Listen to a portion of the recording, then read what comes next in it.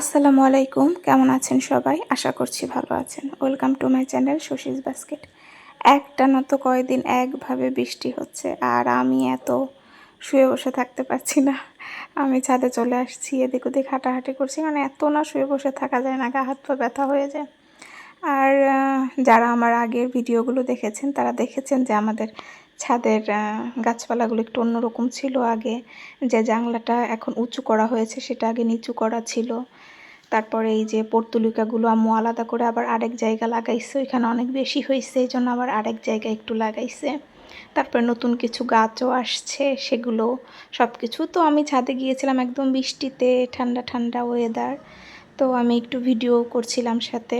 আর এই যে এইটা হচ্ছে ড্রাগন গাছের জন্য একটা মাচা বানানো হয়েছে। সেটাই যে এইখানে ছিল হচ্ছে আগে যে নিচু করে একটা মাচা ছিল, মাচা বলতেছি জাংলা বলি আমরা যেটাকে, সেটা এখন উঁচু করে ওই পাশে দেওয়া হয়েছে।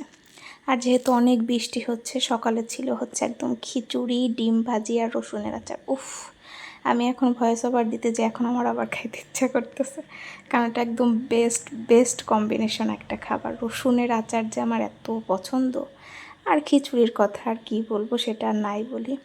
আর আমি হচ্ছে কতদিন পর নিজ হাতে খাচ্ছি, কয়দিন তো একদম সবাই খাওয়াই দিছে, মানে আমার হাত দিয়ে খাওয়ার মতন শক্তি এনার্জিও ছিল না। তো আস্তে আস্তে একটু এনার্জি ভালোই আসতেছে।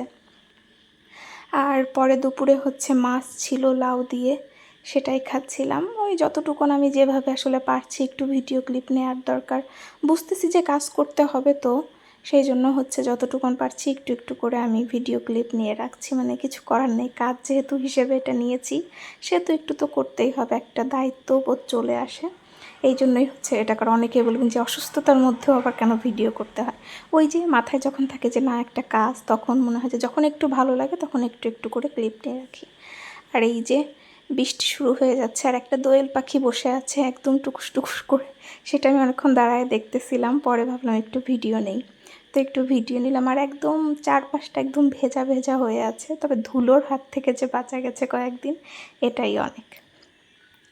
তো বারান্দায় হচ্ছে বিকালবেলা আমি একটু হাঁটাহাঁটি করতেছিলাম।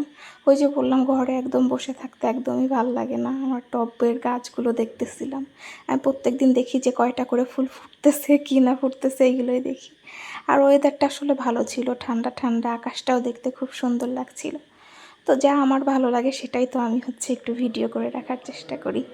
আর এই যে আমার অবস্থা, চুলগুলো তো কেটে একদমই মানে সবার মতের বিরুদ্ধে যে সেই রকম চেঁচামেচি জিদ করে চুল কেটে ফেলেছি, কারণ আমার মাথা তখন যে কেমন লাগতেছিল।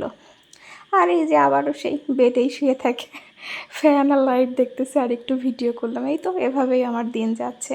সবাই ভালো থাকবেন, সুস্থ থাকবেন, আল্লাহ হাফেজ।